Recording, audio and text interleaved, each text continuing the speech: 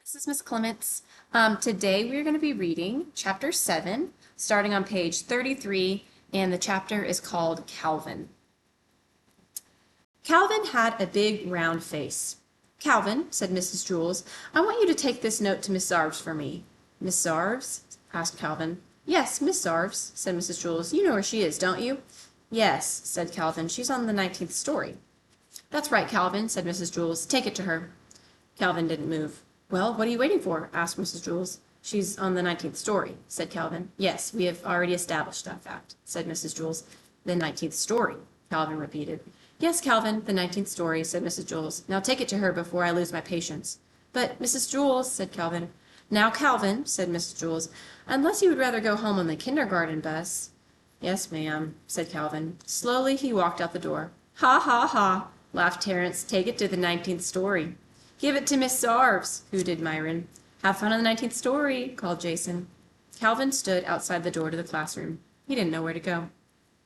As you know, when the builder built Wayside School, he accidentally built it sideways, but he also forgot to build the 19th story. He built the 18th and he built the 20th, but no 19th. He said he was very sorry. There was also no Miss Zarves. Miss Zarves taught the class on the 19th story. Since there was no 19th story, there was no Miss Zarves.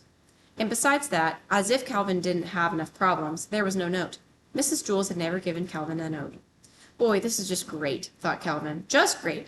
I'm supposed to take a note that I don't have to a teacher who doesn't exist and who teaches on a story that was never built." He didn't know what to do. He walked down to the 18th story, then back up to the 20th, then back down to the 18th, and back up again to the 20th.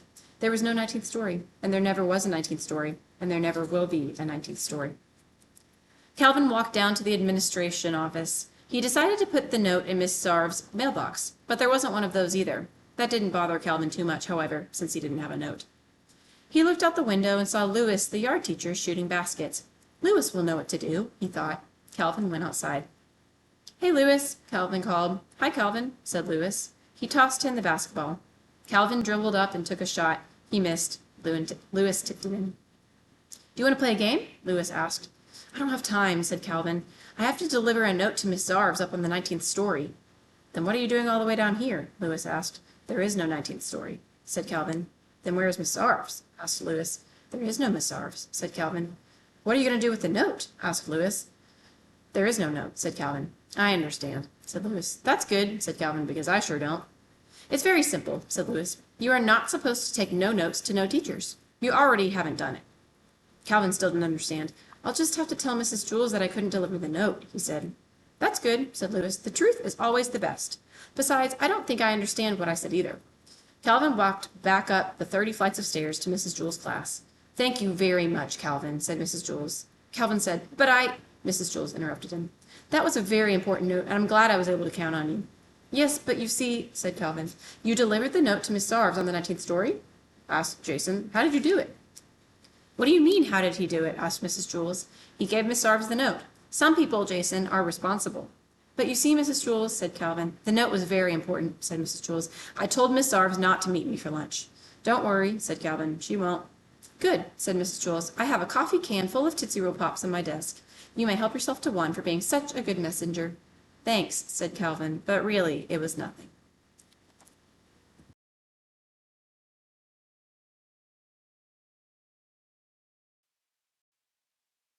Hello, it's so good to see all of you. It's me, Mr. Heaton. I'm here to read to you Sideways Stories from Wayside Schools, Chapter 10, The Story of Paul. Now, you'll want to go all the way past several of the stories, all the way to page 49. You'll know you're on the right page when you see a little boy pulling a little girl's set of pigtails. Oof, hopefully that's not Paul. Or maybe it is. And hopefully it ends out well. Well, let's see together. So all I ask for you is to get your book ready and your ears are listening. All right?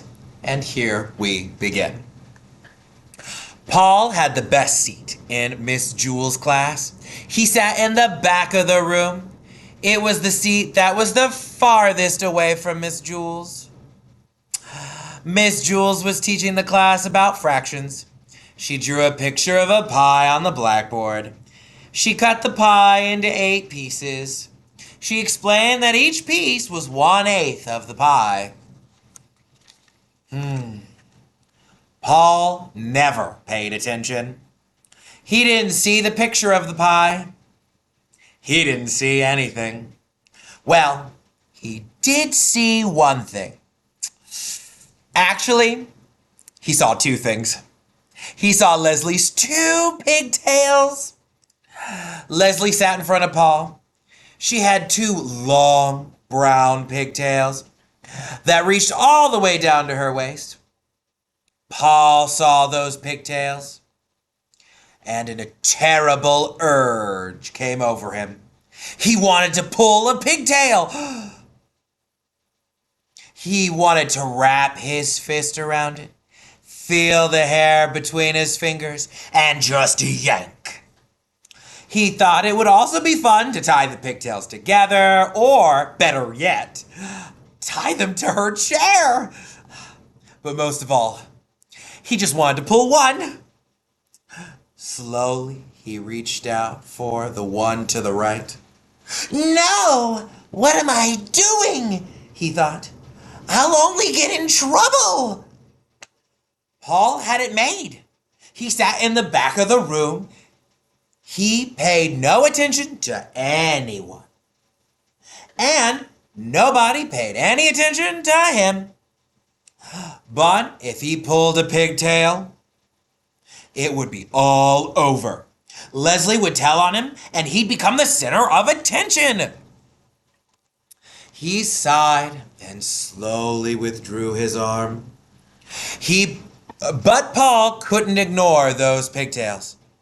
There they were, dangling right in front of him, just begging to be pulled. He closed his eyes, but he couldn't make those pigtails disappear. He could smell them. He could hear them. He could almost taste them. Maybe just a little tug, he thought. No, none. There they hung, easily within reach. Well, just let them hang there, thought Paul. It would be foolish to pull one, no matter how tempting they were. None of the other children in class pulled pigtails. Why should he? Of course, none of the other children sat behind Leslie either. It was just a simple matter of being able to think clearly. That was all.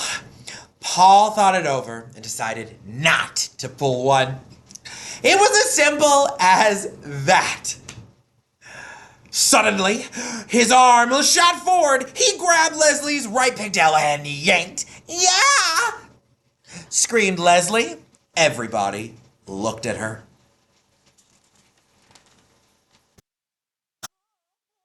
Pigtail, she said. They all looked at Paul. I couldn't help it, said Paul.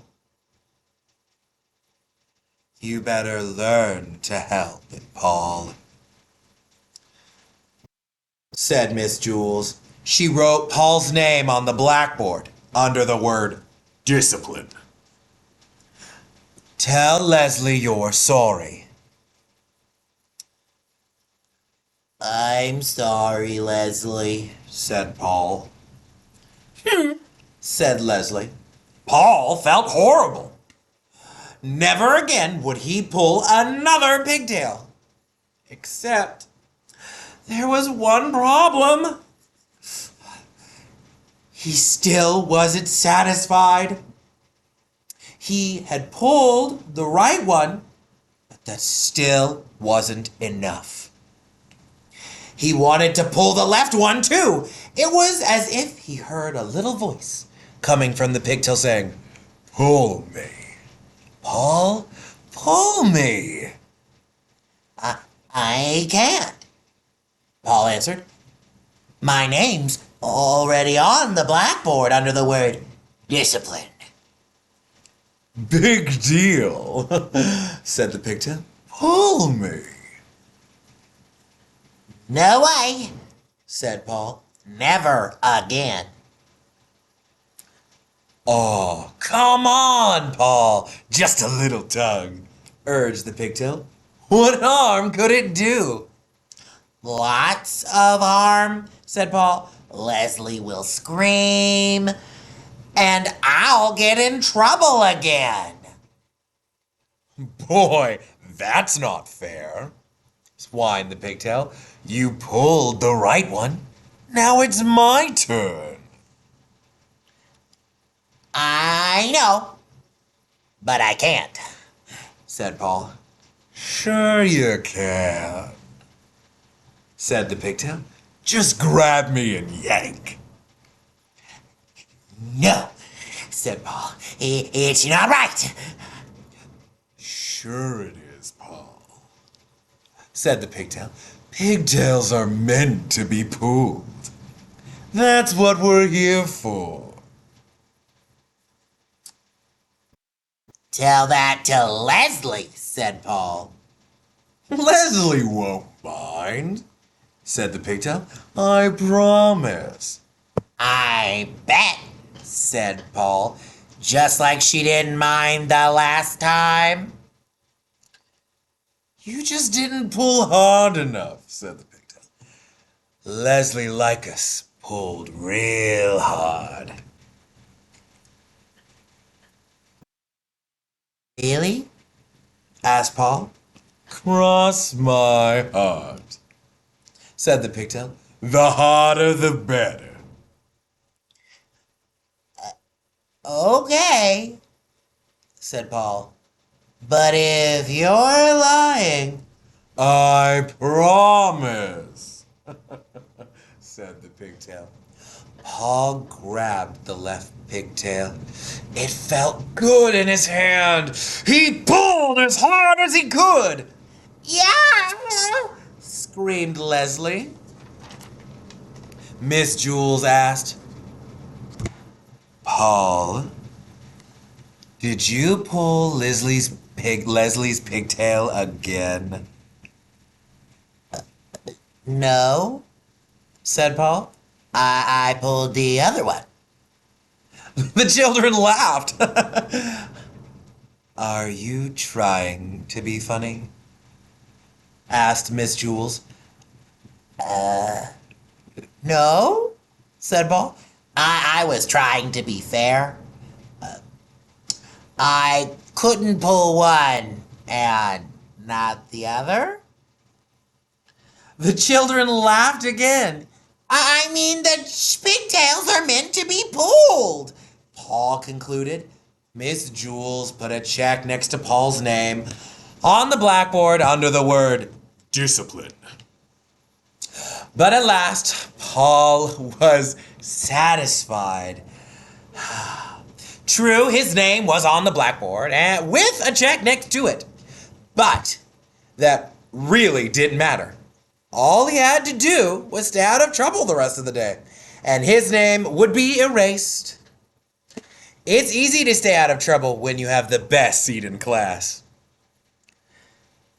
In fact, Paul could do this every day.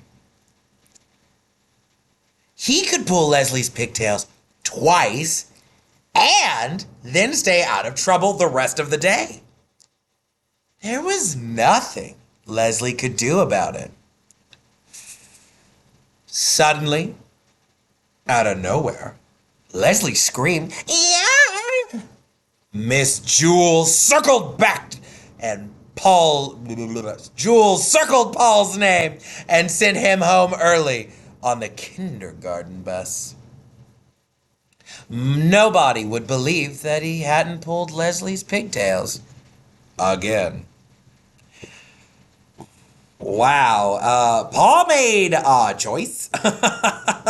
I mean, honestly, if a pigtail started talking to me, I don't know. I might be worried. Well, I hope you guys enjoyed the story, and I can't wait to read the next one to you. I hope you have a wonderful night, and I can't wait to see you next time. Bye-bye.